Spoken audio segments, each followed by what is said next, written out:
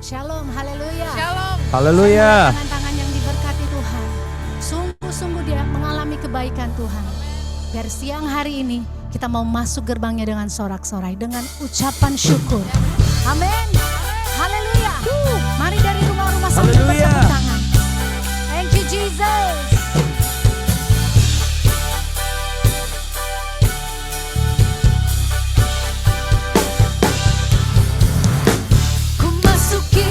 Gerbangnya Tuhan dengan hati yang bersyukur, ku bersorak memuji Tuhan. Ialah sukacitaku, sebab Dia baik, Dia sungguh baik. Kasih setianya untuk selamanya, sebab Dia baik, Dia sungguh baik. Kasih setianya kekal selamanya.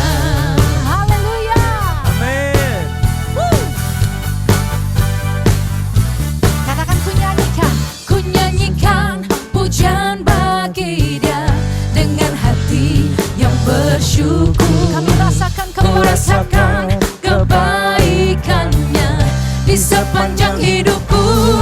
Sebab Dia baik, Dia sungguh baik. Kasih setianya untuk selamanya.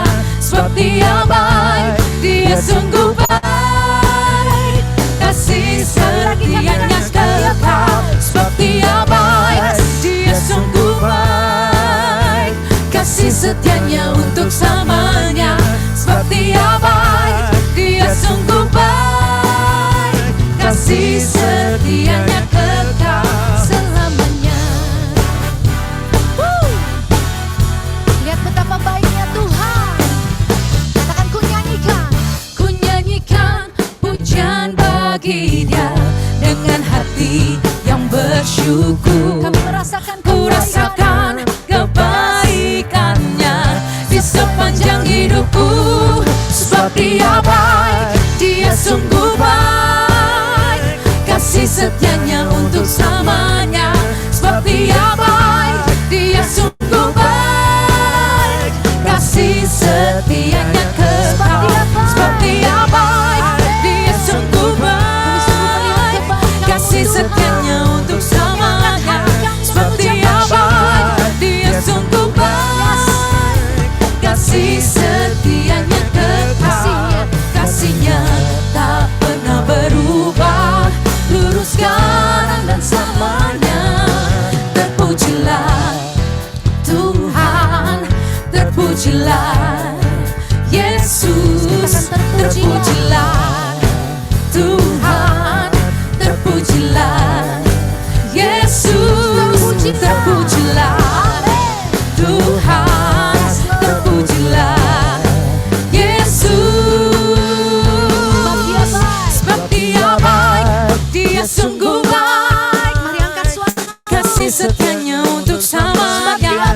Sebab Dia baik, Dia sungguh baik. Kasih setianya kekal. Sebab Dia baik, Dia sungguh baik. Kasih setianya untuk selamanya. Sebab Dia baik, Dia sungguh baik. Kasih setianya kekal. Sebab Dia baik, Dia sungguh baik.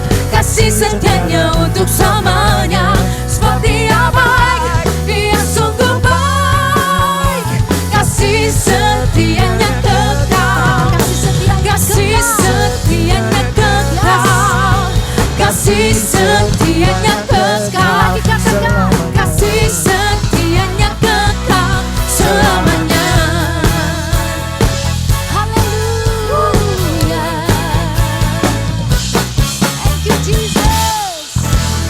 Haleluya. Mari dari rumah kita kasih tepuk tangan. Amin Tuhan. Satu-satunya Tuhan. Haleluya. Thank you Jesus. Thank you Lord. Terus kami angkat hati kami Tuhan. Kami bersyukur untuk hari yang Tuhan beri. Kami boleh ada di hadirat-Mu Tuhan. Kami tahu dalam hadirat-Mu ada kekuatan baru. Dalam hadirat-Mu ada pemulihan. Kau lembutkan setiap hati kami. Mata kami tertuju kepadamu Tuhan. Thank you Jesus. Ya Tuhanku, aku hendak bernyanyi bagimu selama aku hidup. Ya Allahku, aku hendak bermazmur bagimu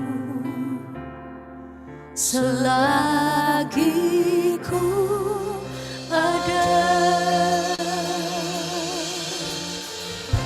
Ya Tuhanku, ya Tuhanku,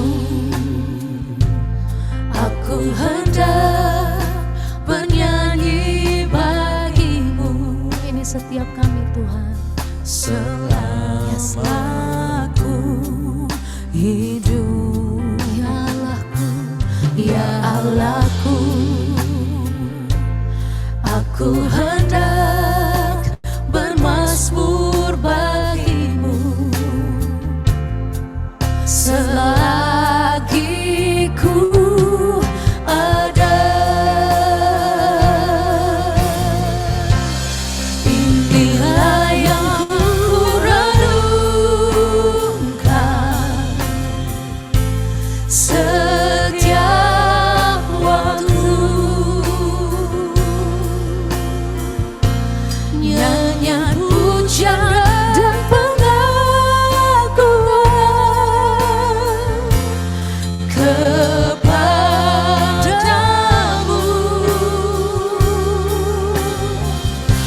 Biarlah manis kau dengar Tuhan, manis kau dengar Tuhan, dan hatiku bersuka karenamu.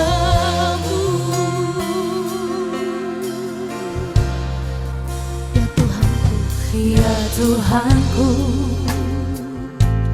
aku hendak bernyanyi bagimu selama ku hidup. Ya Allahku, aku hendak bermazmur bagimu selama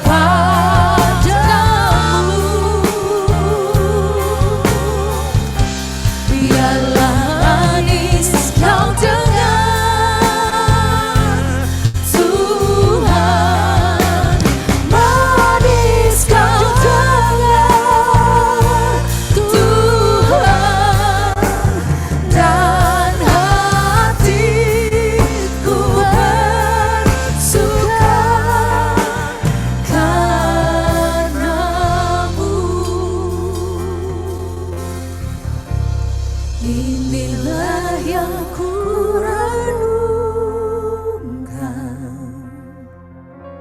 setiap waktu, nyanyian pujian dan pengagungan hanya kepadamu Yesus.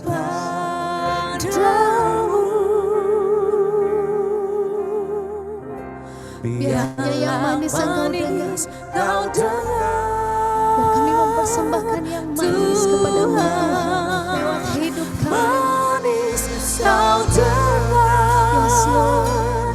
Tuhan, dan hatiku bersuka karena-Mu.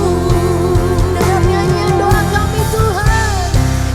Inilah yang ku renungkan setiap waktu, nyanyian pujian dan pengagungan kepadamu.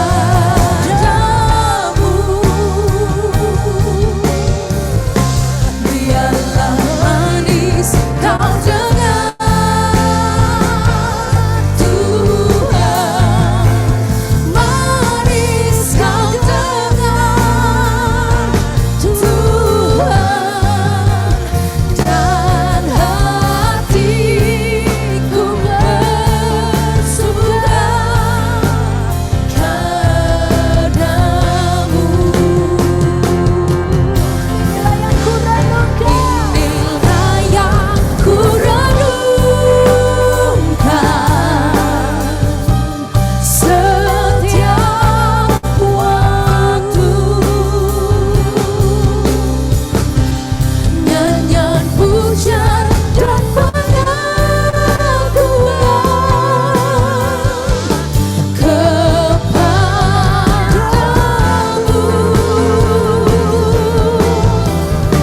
Biarlah manis kau dengar, Tuhan, manis kau dengar, Tuhan, dan hatiku bersuka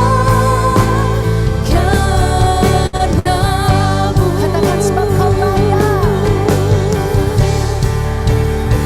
Sebab Kau layak terima pujian, sebab Kau layak terima pujian, sebab Kau layak. Hanya satu-satunya Tuhan. Agungkan Yesus, Raja di atas segala raja.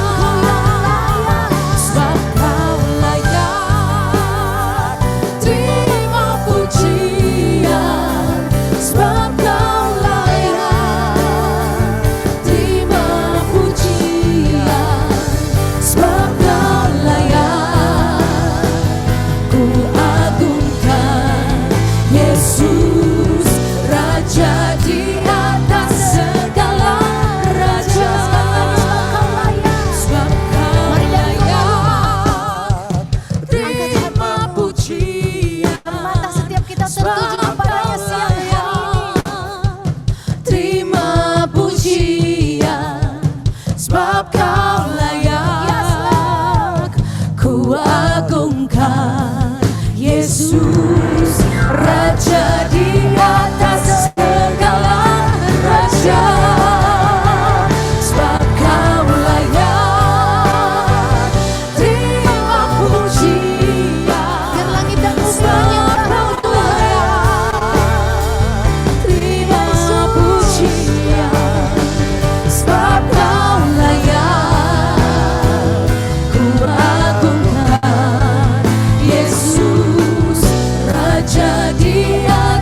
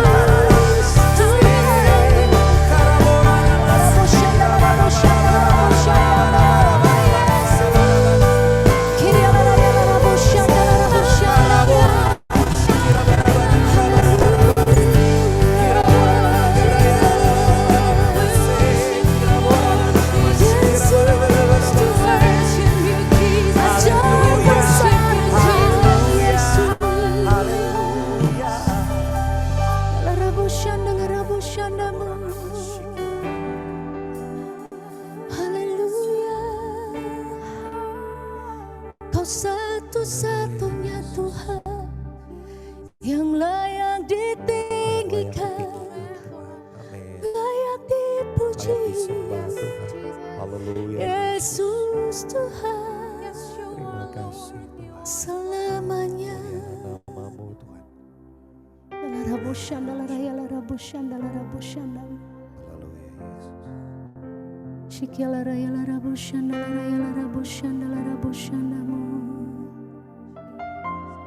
Thank you Jesus, thank you Jesus.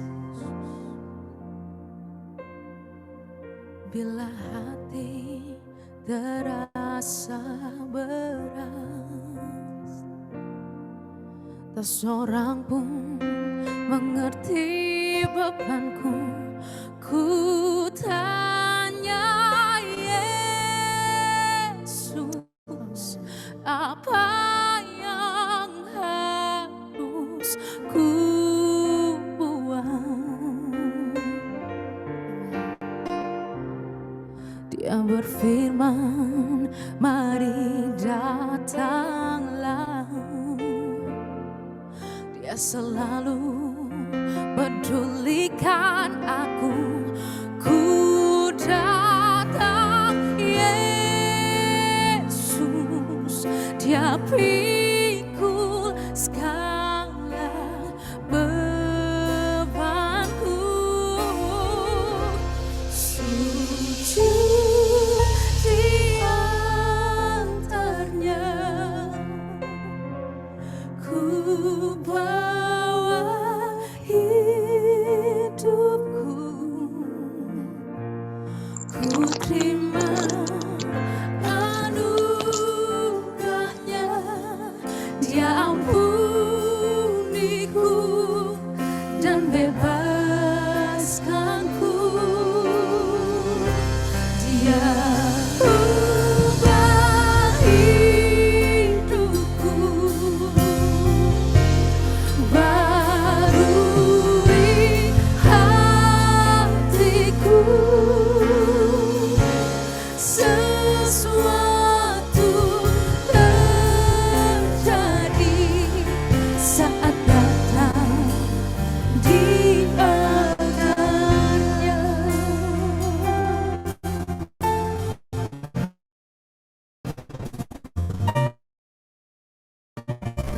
Terasa berat,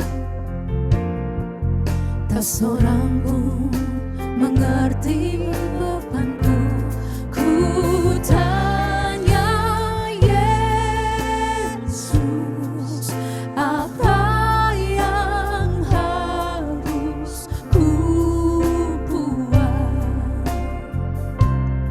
Dia berfirman, mari datanglah. Dia selalu pedulikan aku. Ku datang Yesus, Dia pikul segala bebanku. Kami sujud di altar, sujud di altarnya. Ku bawa hidupku,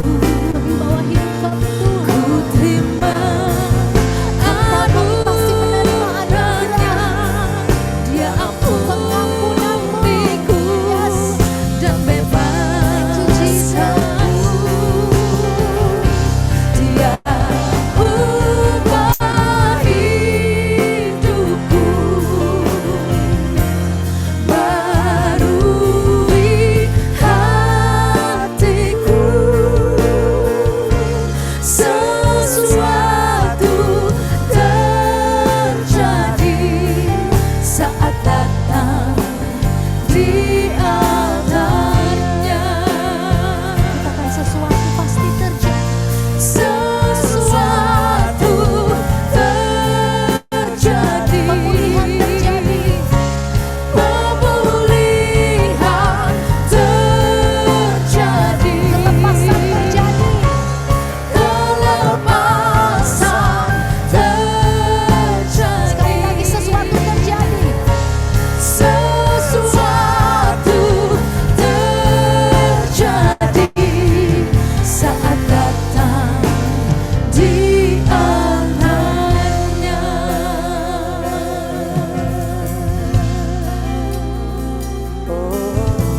Yesus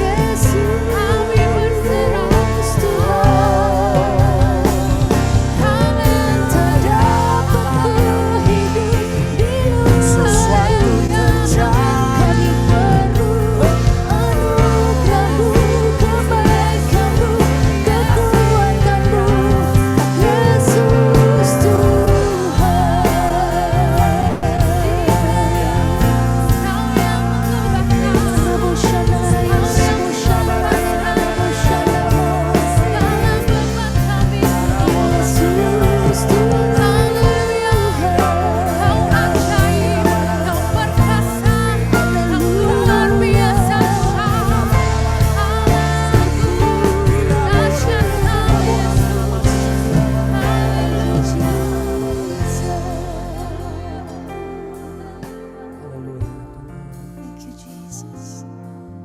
Saya serahkan kepada pendoa syafaat Ibu Natali. Thank you Jesus. Ini kami Tuhan, kami datang di altar-Mu Tuhan. Kami yang sungguh-sungguh rindu Tuhan membawa kehidupan kami dan hati kami kepadamu Tuhan.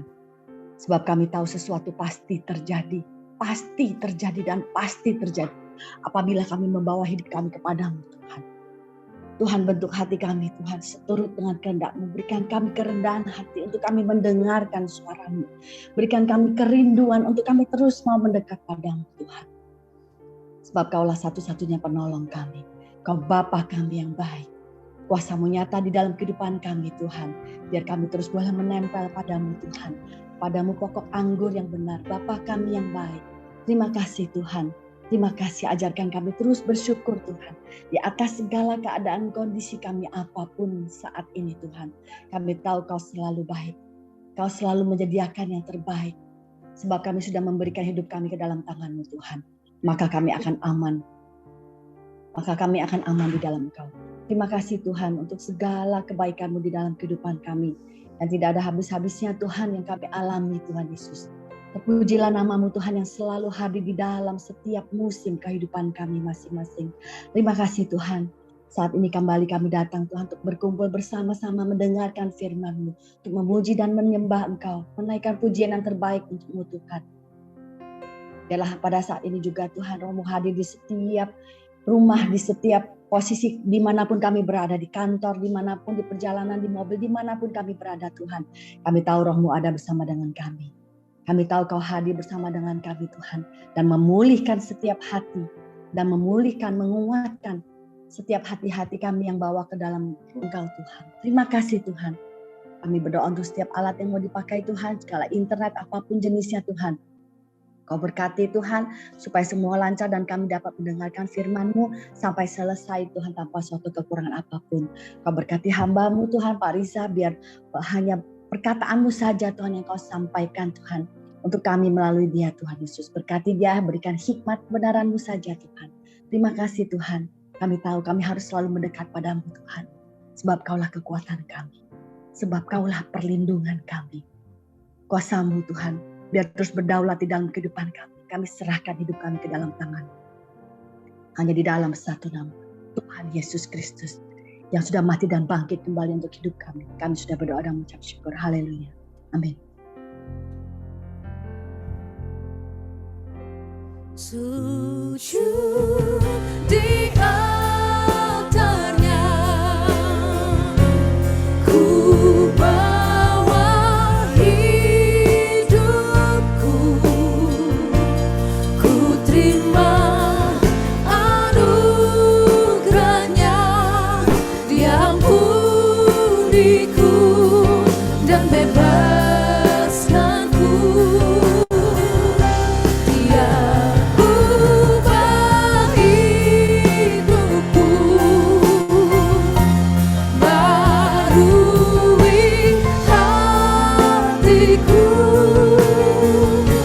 Sesuatu terjadi saat datang di altarnya. Katakan sesuatu terjadi. Sesuatu terjadi.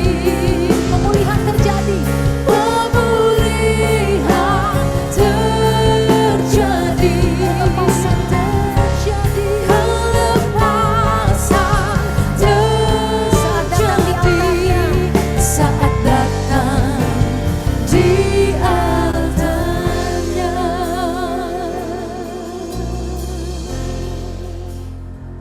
Thank you Jesus. Waktu dan tempat saya persilakan kepada Bapak Pendeta Risa Soleh.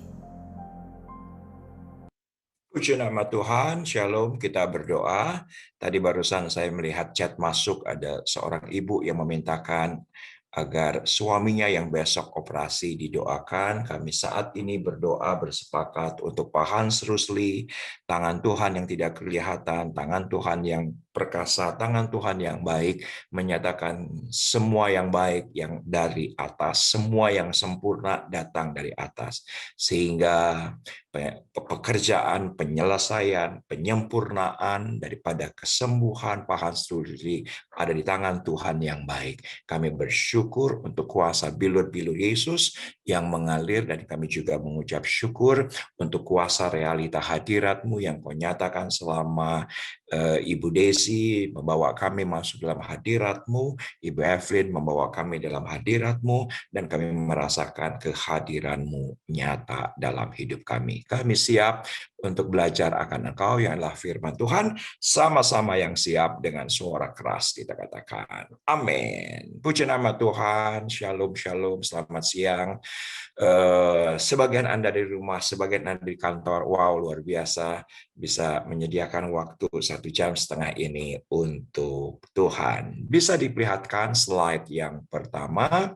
Saya berikan judul, tema khotbahnya adalah overflow. Saya berikan judul, tema khotbahnya adalah meluap. Saya berikan judul, tema khotbahnya yaitu adalah luapan. Saudaraku, saya begitu yakin semua Anda merasakan kebaikan Tuhan. Dan semua kita dijaga Tuhan, dipelihara Tuhan, justru demonstrasi kuasa Allah semakin nyata bagi semua kita, justru di tengah-tengah pandemi ini. Sangat kita rasakan. Sangat kita rasakan proteksinya, kita rasakan damai sejahteranya, kita sangat rasakan. Saudaraku, siapakah yang menikmati mukjizat Tuhan pagi hari ini ketika saudara masih merasakan penciuman, dan penciuman kita sempurna. Yang merasakan penciuman, kita angkat tangan kanan tinggi-tinggi. Itu mukjizat buat kita hari ini. Itu sesuatu yang nyata di tengah pandemi ini, bukan hanya sekedar mati bangkit, buta melihat, lumpuh berjalan, tetapi ketika kita masih merasakan rasa bau setiap pagi, itu kita berarti masih dalam perlindungan Tuhan yang sempurna, yang mana itu pun harus kita syukuri. Luapan-luapan atau overflow yang datang daripada Tuhan besar atau kecil itu relatif. Itu relatif. Setiap pagi sudah belasan tahun saya punya kebiasaan bersama dengan Elsa.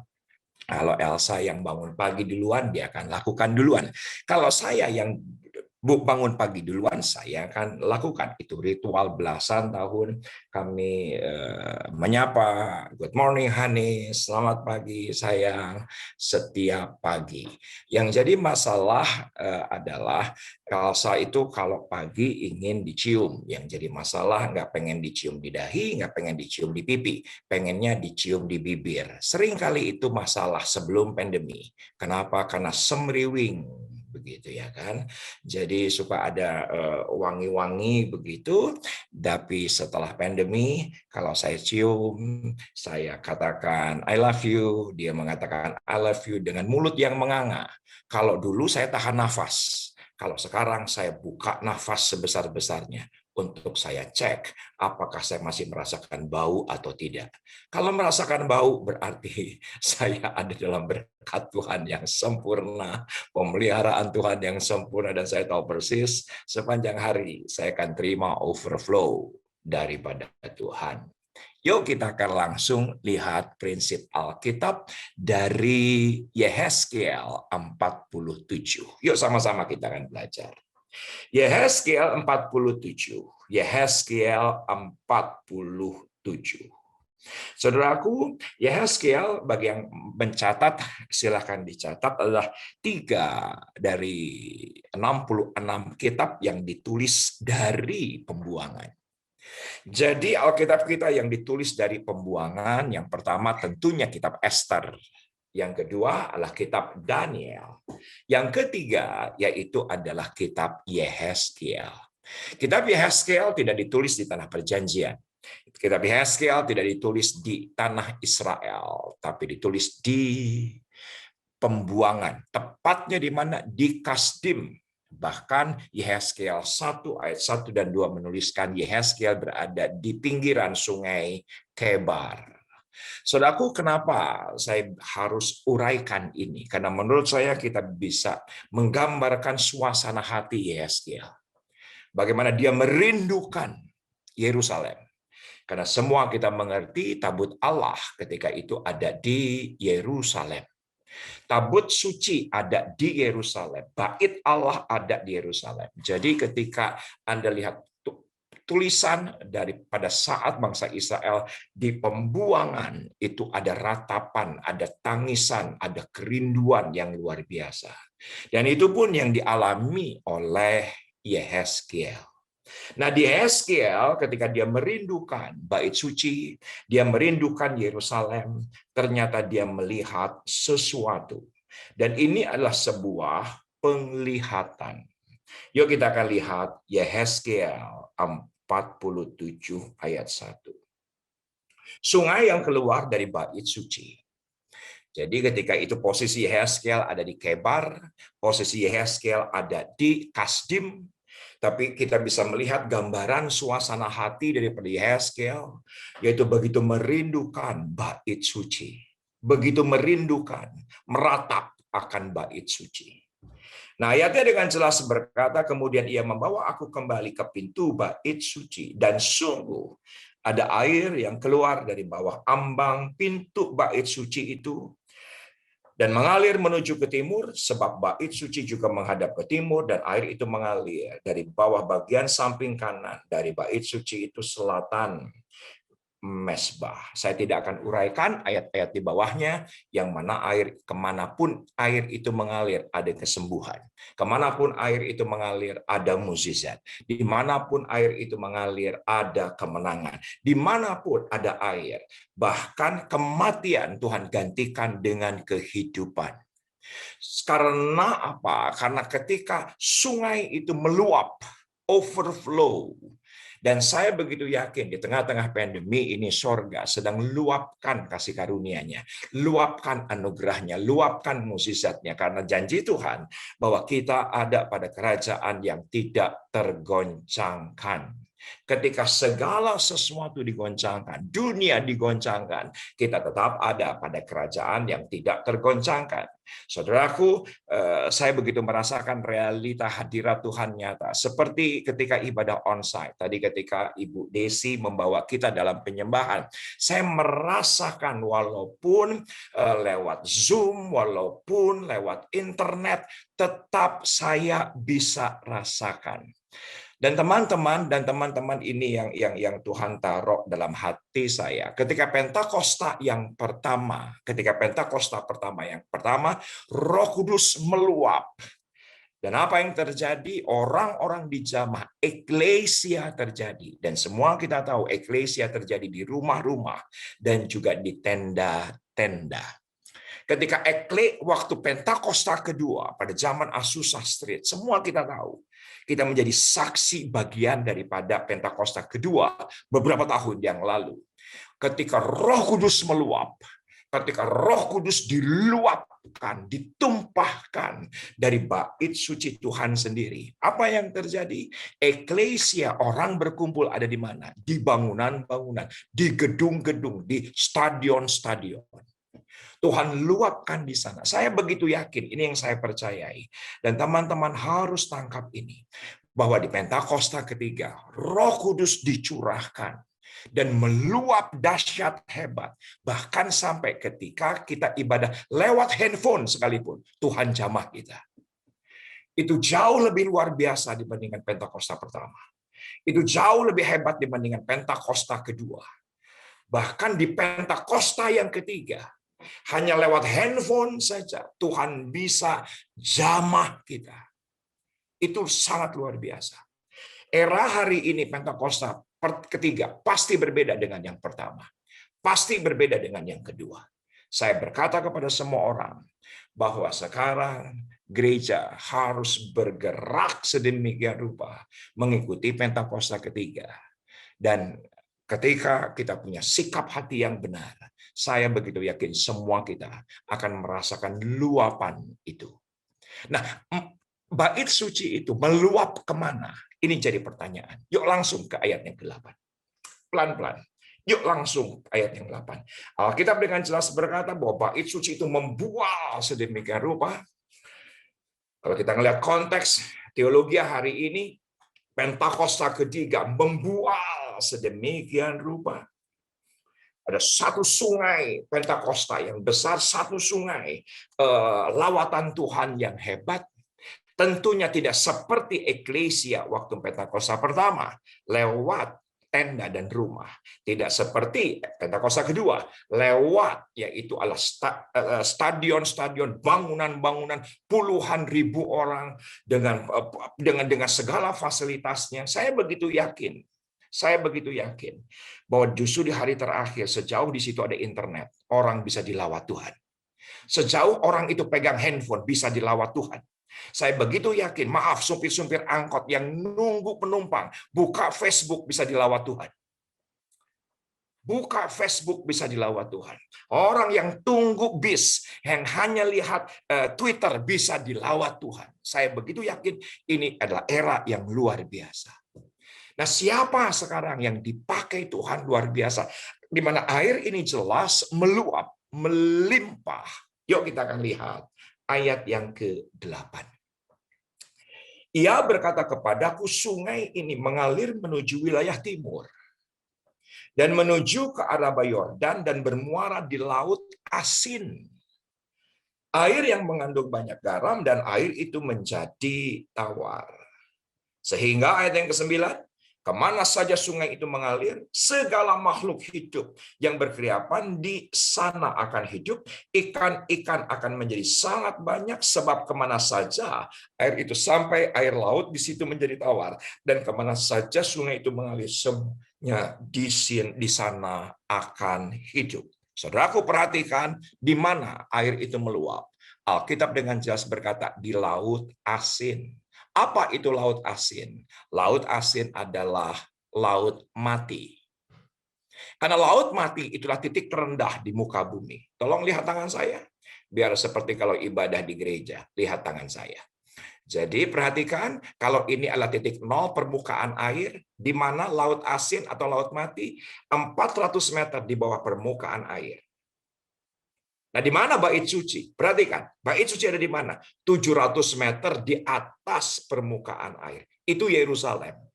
Nah, sedangkan Yerusalem yang ada di sana adalah bait suci meluap, tumpah, yang namanya sungai kemuliaan, sungai kesembuhan. Dan kemana itu bermuara? Ternyata ke tempat yang lebih rendah.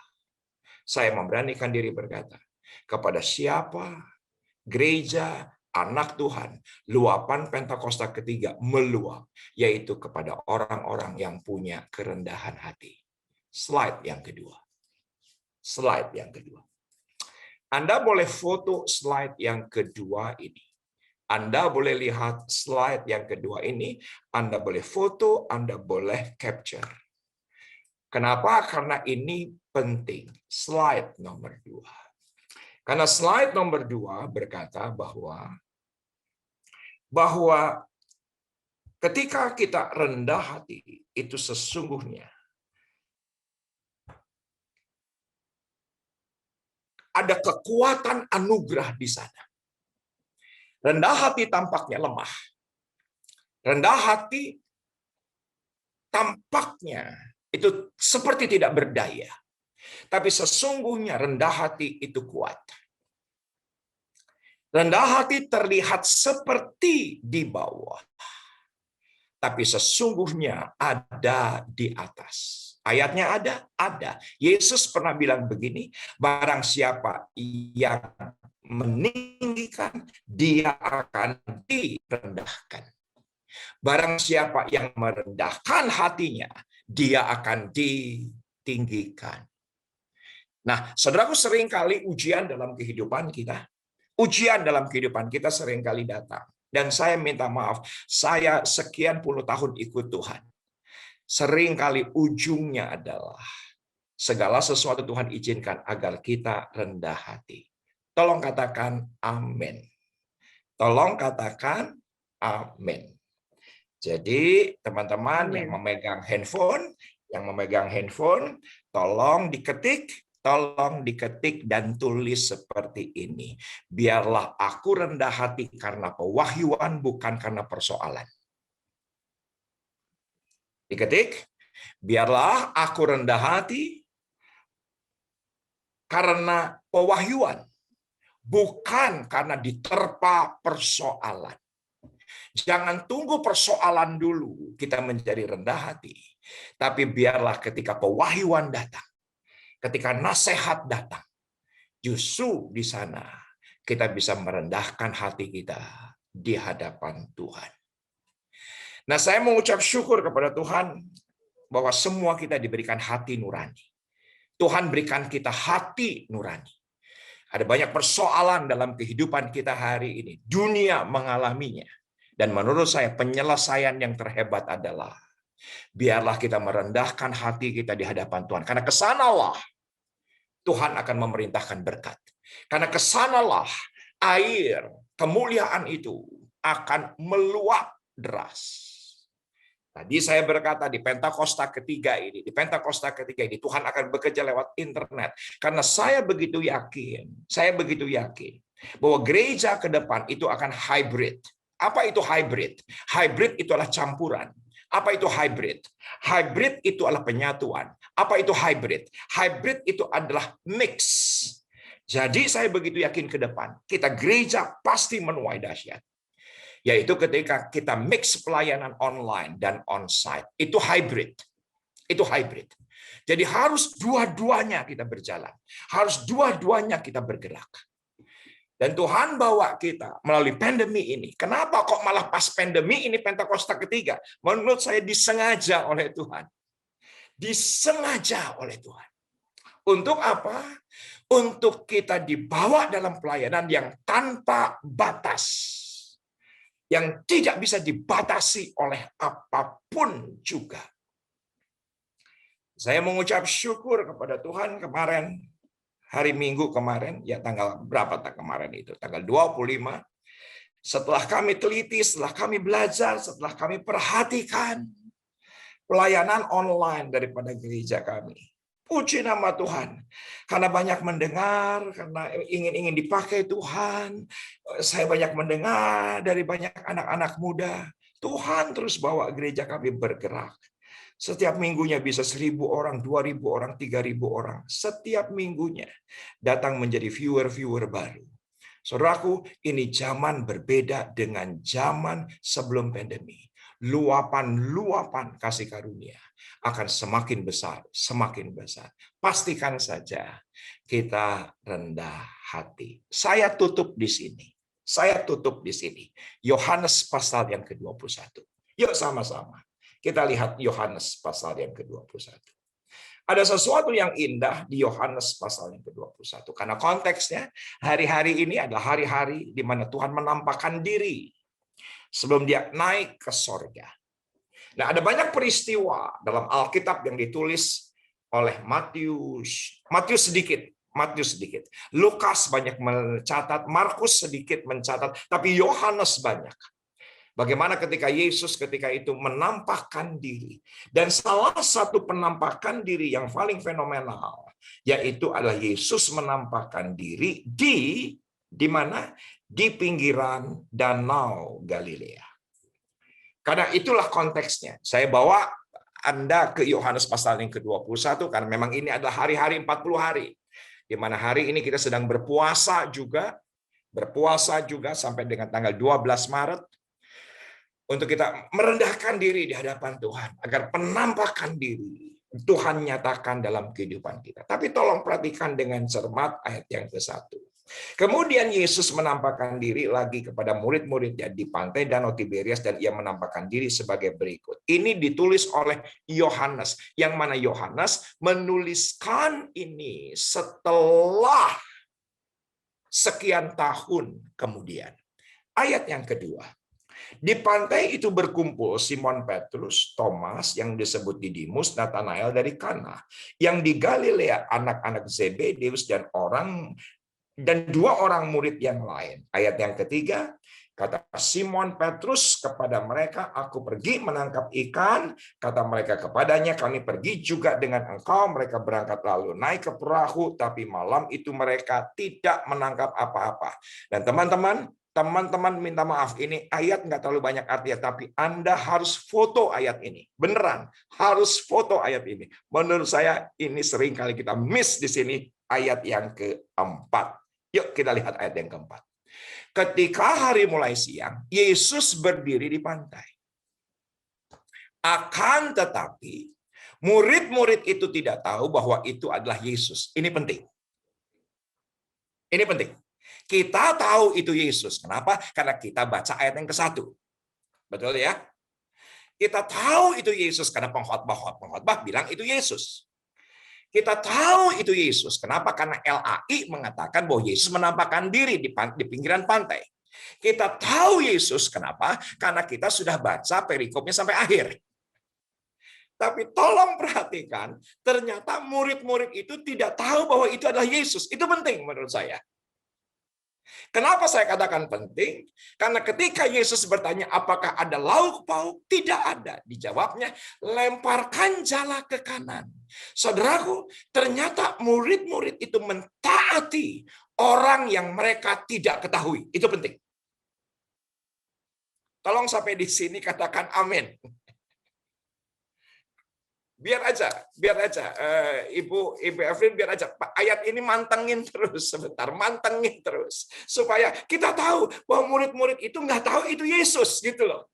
Kita tahu itu Yesus karena LAI bilang begitu. Kita tahu Yesus, kenapa? Karena memang ayat yang ke-1 bilang begitu. Kita tahu Yesus karena memang perikopnya bilang begitu. Kita tahu Yesus, kenapa? Karena memang kita sudah selesaikan perikopnya, baca sampai akhir. Tapi murid-murid ketika itu, ini penting. Tidak tahu bahwa itu adalah Yesus. Itu penting. Ternyata mereka mendengar seseorang yang mereka tidak tahu. Ternyata mereka mentaati seseorang yang mereka tidak kenal. Boleh saja pendeta berkata, oh pasti tahu, karena mereka bergaul 3,5 tahun bersama dengan Yesus. Tapi ayatnya berkata mereka tidak tahu. Itu penting menurut saya. Setuju nggak dengan saya? Ini adalah sikap rendah hati dari muridnya. Ya, ini adalah sikap kerendahan hati dari para muridnya. Dia mentaati apa yang dikatakan orang yang dia tidak tahu siapa. Dia nurut dengan seseorang yang tidak tahu orang itu siapa. Tapi dia lakukan itu. Dan perhatikan, ketika jala itu dilemparkan, Alkitab dengan jelas berkata, 153 ekor ikan banyaknya, besar-besar, di jala. Siapa yang sepakat dengan saya, pasti itu ikan tidak janjian. Tolong katakan amin. Pasti ikan itu tidak ada yang janjian. Tidak ada yang janjian. Janjian kumpul. Ada jala yang mau dilemparkan ke kanan. Tidak ada. Tapi kepada orang yang rendah hati, apa yang terjadi? Jala kehidupan kita akan menampung luapan. Semua yang baik. Semua yang dahsyat. Semua yang hebat. Tuhan yang akan perintahkan. Ini luar biasa. Ini sangat luar biasa. Saya belajar selama 13 bulan ini. Yang paling penting yang saya pelajari dari banyak hal di masa pandemi ini, yaitu adalah masalah kerendahan hati. Masalah kerendahan hati. Kita mau mukjizat dari Tuhan. Kita mau pertolongan dari Tuhan. Kita mau yang namanya Tuhan turun tangan. Dari dua prinsip ini. Air meluap kemana? Ke laut asin, karena laut asin titik terendah di muka bumi. Prinsip yang kedua, ternyata para murid tidak tahu itu Yesus. Tapi dengan rendah hati melakukan, mentaati, mukjizat terjadi. Mereka menjaring 153 ekor ikan. Nah, dari sini kita akan pelajari 4 prinsip rasanya. Ya, 4 prinsip. Prinsip yang pertama, bisa diperlihatkan. Prinsip yang pertama, orang yang rendah hati pasti akan belajar terus. Ini penting. Ini penting. Kita akan pelajari 4 prinsip.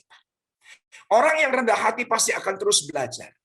Karena dia merasa belum pandai. Sampai hari ini saya tetap merasa belum pandai. Soal production itu apa? Soal mixing itu apa? Soal visual itu apa? Saya terus belajar dari banyak orang.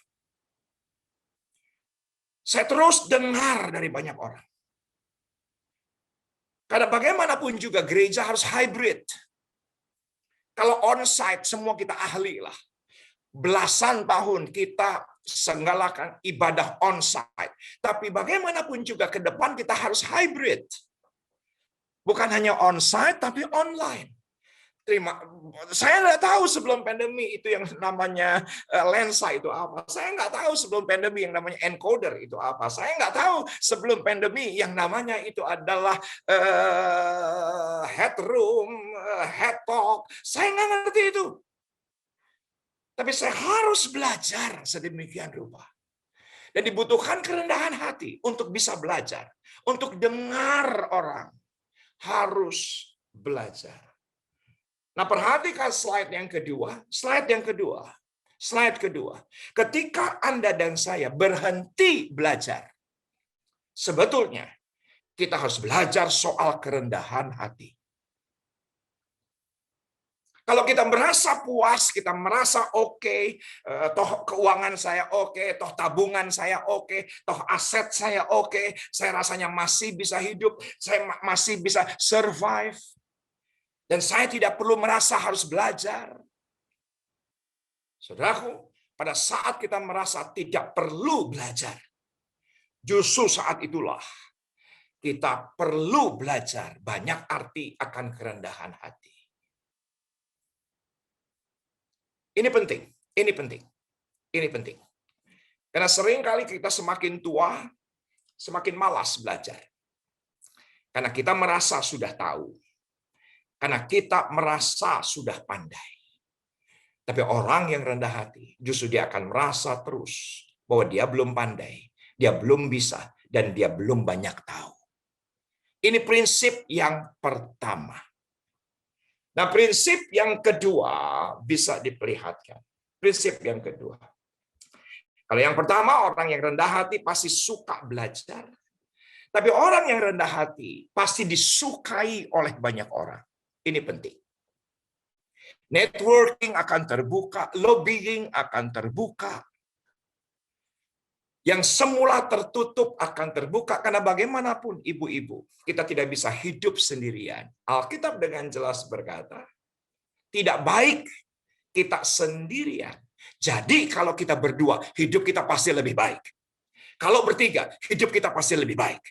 Tolong katakan amin. Kalau berempat, pasti hidup kita lebih baik. Jadi ternyata kita membutuhkan pertolongan orang lain. Dan kita akan disukai oleh banyak orang. Oleh karena kerendahan hati kita. Ini sangat penting. Saya berdoa di masa-masa seperti ini. Catatan-catatan hari ini menjadi catatan-catatan penting. Agar saya berdoa semua women's daripada City of Love merasakan luapan kasih karunia, luapan anugerah, luapan kasih karunia, kebaikan Tuhan. Yang pertama, kita mau terus belajar. Walaupun dia lebih muda, walaupun dia tidak berpengalaman, saya banyak belajar. Justru di masa pandemi ini. Kalau saya tidak mau lagi belajar, berarti saya harus belajar soal kerendahan hati. Yang kedua, pasti kita akan disukai oleh banyak orang. Slide berikutnya, jangan pernah merasa mulia. Jangan pernah merasa mulia dengan merendahkan orang lain. Nah, ini penting.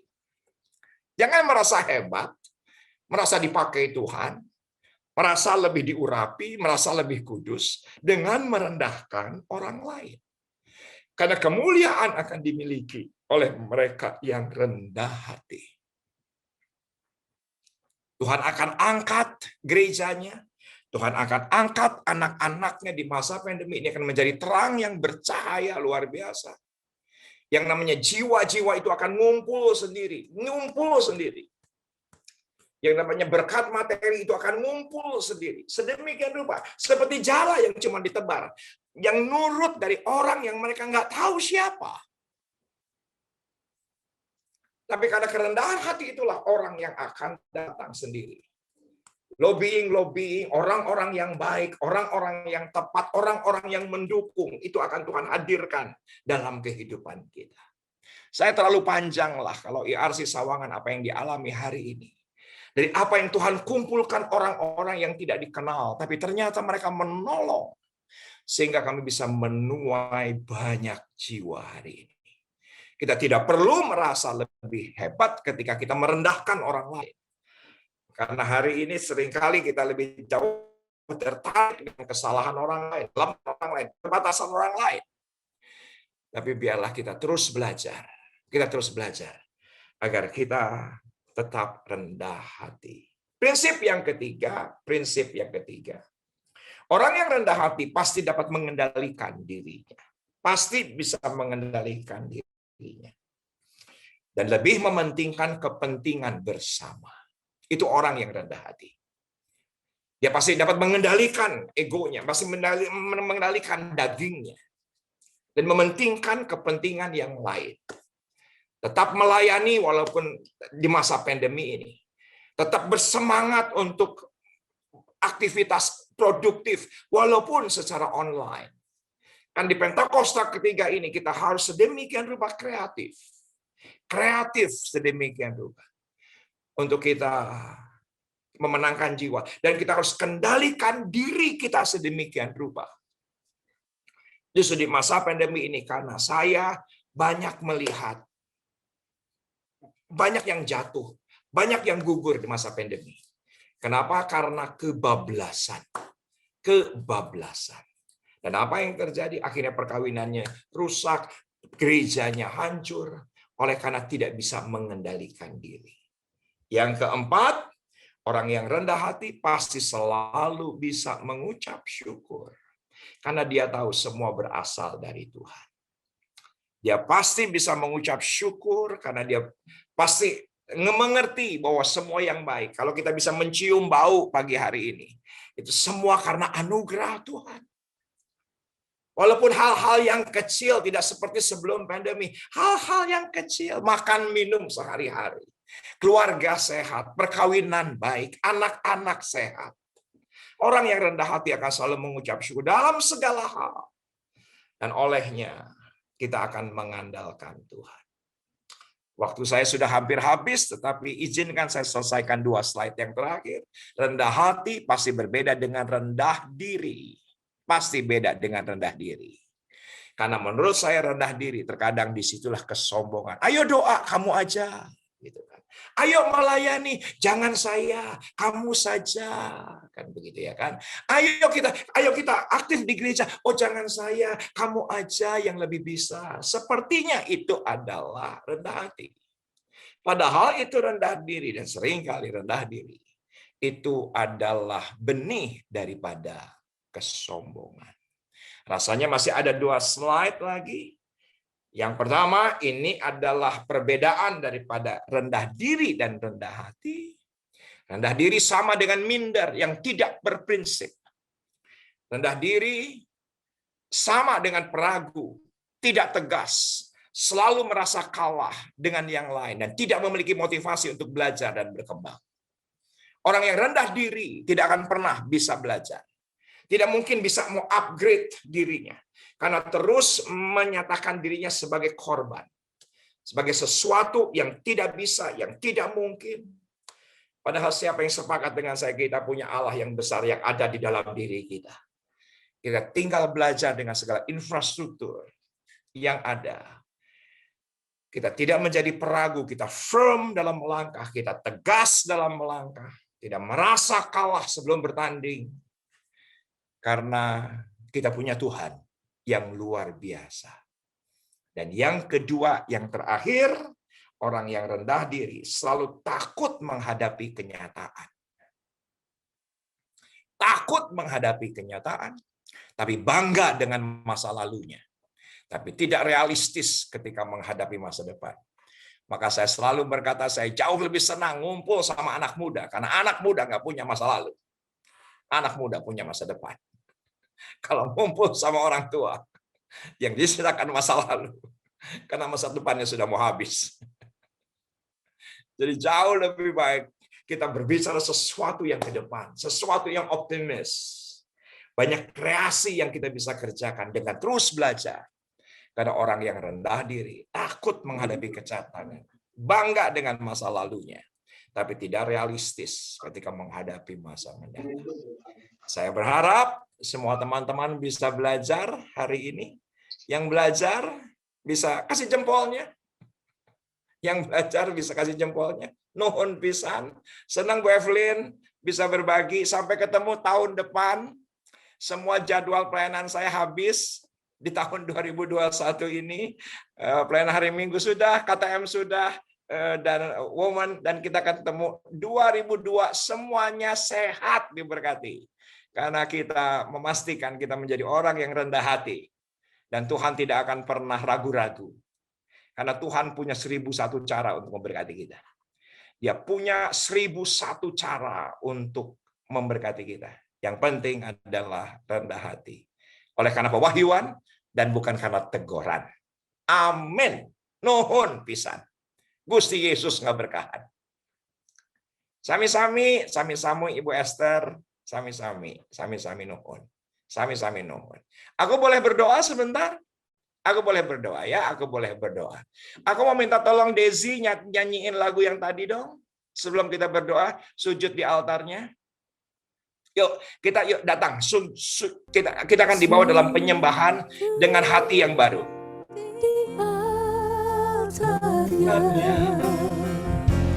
Ku bawa hidupku, ku terima anugerahnya, Dia ampuniku dan bebaskanku. Dia ubah hidup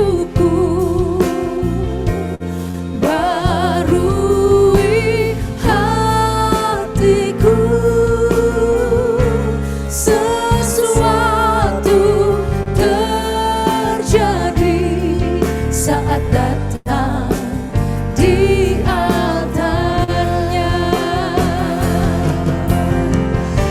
Sujud di altarnya,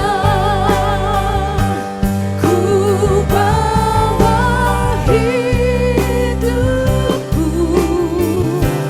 ku terima anugerahnya.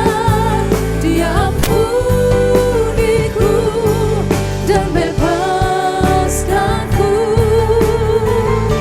Dia ubah hidupku, barui hatiku. Sesuatu terjadi saat datang di altarnya. Pemulihan terjadi. Pemulihan terjadi, Kelepasan terjadi. kelepasan terjadi, Sesuatu terjadi. sesuatu terjadi saat datang di altarnya.